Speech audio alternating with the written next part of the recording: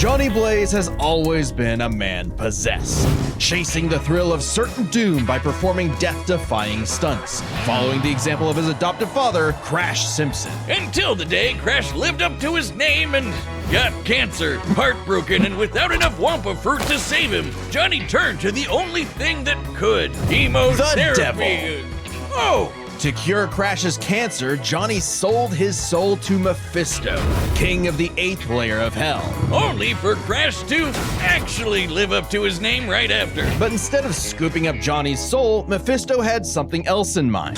He bound Johnny to an instrument of divine wrath, Zarathos, the spirit of vengeance. So Johnny Blaze lived up to his name and burst into hellfire. An undead skeleton biker with a sick-ass hog. The 5th scariest Nick Cage performance. The stuntman from hell. He called himself the Daredevil. Sorry, Johnny, that name's taken. Okay, then how about the Ghost Rider? Sure, we definitely didn't forget that we named a character the same thing only 5 years earlier. All you. The Ghost Rider was bad news for Earth's sinners and scumbags. He's strong enough to pull down skyscrapers, blow up mountains, and cause earthquakes that can be felt across whole countries. Don't even think about fighting back. He can remake his whole body from the hellfire that engulfs him, making him immune to all physical damage. Only holy weapons that target his soul can harm him. It's not just his body, his whole arsenal is hellfire.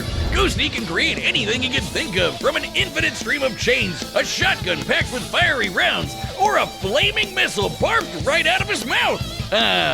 Life goals. And he can imbue other objects with hellfire, such as his Hell Cycle. Oh, this badass bike can outpace Thor's hammer Mjolnir, which can cross the universe in seconds. Hellfire is a weapon in and of itself, whether shot out of his hands, raining down from the sky, or released from his...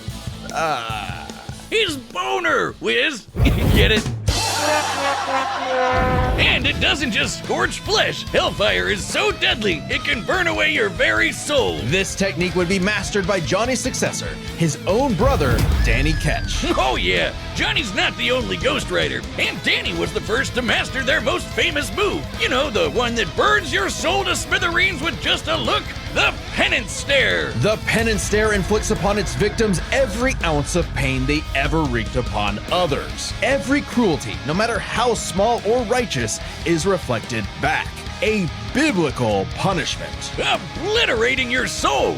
It even works on other Ghost Riders, like when Johnny and Danny got into a staring contest and Danny actually depowered Johnny. Eyes are windows to the soul, so the Ghost Rider must be able to match his victim's gaze for the Penance Stare to work. Some people have survived it, like the Punisher supposedly because he didn't regret his actions, but it did work on him on other occasions. Well, Johnny can adjust how deadly it is, and it doesn't necessarily have to kill you. He can use the stare to read minds, force you to confess info, or just show you the error of your ways. Remember, the Ghost Rider is 2 souls in 1 body, with the kinder Johnny battling the demon Zarathos in a war of control. Classic Faustian bargain. All the power in the world, but if you want it, it uses you. Because if Johnny gives in, the demon's full might will take over, and then everything is screwed. Zarathos' strength is boundless. He can open up portals between dimensions, control the elements, Penance Stare an entire city, and fly all the way to Asgard, which is a literal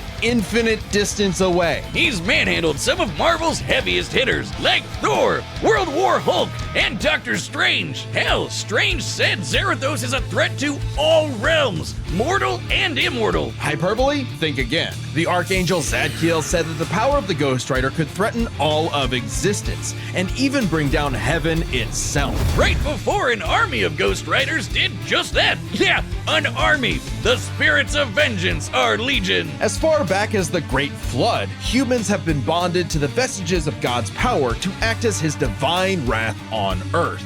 A sort of heavenly black ops. Okay, wait, does that make Zarathos an angel now? Or is he still a demon? Both? Neither?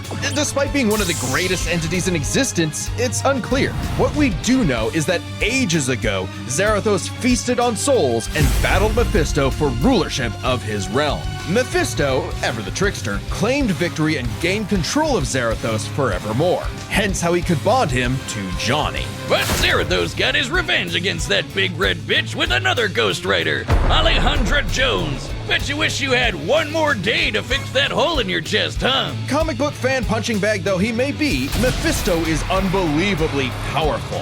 A battle with him could cause omniversal Armageddon, fitting as his fight with Galactus rents the cosmos asunder. And Galactus' fights can destroy all of Marvel's infinite multiverse. That's the kind of awesome power at Zarathos' disposal. Total cosmic annihilation. So it was no surprise when Johnny went down to the underworld and took Hell's throne for himself, usurping the devil that ruined his life and finally grabbing destiny by the handlebars. Scoring the total power of Hell itself, plus a sick-ass upgrade, the Damnation Stare, which skips the whole every pain you've ever inflicted thing and just sends you straight to hell.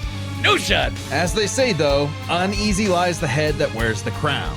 Johnny began an obsessive crusade to capture all of Hell's escaped demons. But by using his new power to damn them to hell, he began absorbing their evil, feeding off of it, and it corrupted him.